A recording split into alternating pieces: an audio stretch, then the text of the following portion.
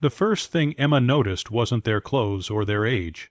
It was the way they hesitated at the door, as if stepping inside the warm little diner felt like asking for permission to belong.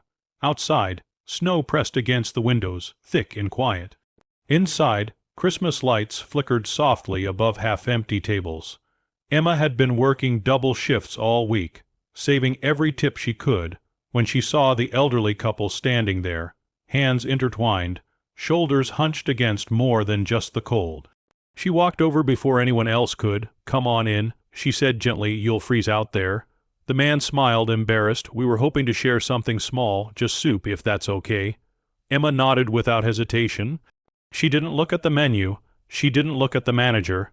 She led them to a booth by the window, where the heater worked best.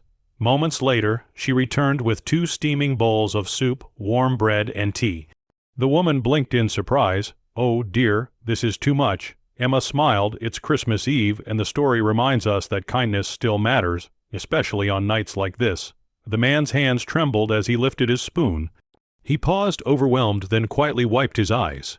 "We haven't had a warm meal together in a long time," he said. As they ate, Emma checked on them often, not like a waitress, but like a granddaughter might.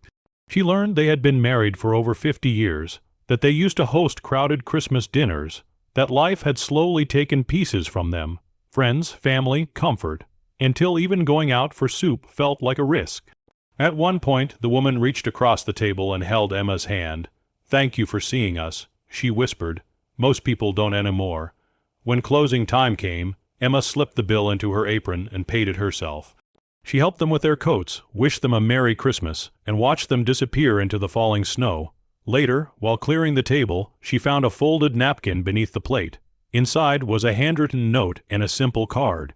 "Tonight, you gave us more than food, you gave us dignity." The name on the card stopped her breath. It belonged to a global investment firm she had only ever seen on the news. The next morning, Emma's phone rang. The elderly couple were billionaires, quiet ones, who had stepped away from public life after losing their only child. That Christmas Eve, they weren't testing anyone. They were simply 2 people who needed warmth, and kindness met them there. They didn't ask for attention. They didn't call the press.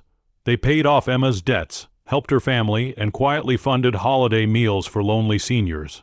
Every Christmas Eve, because of one waitress who chose compassion over convenience.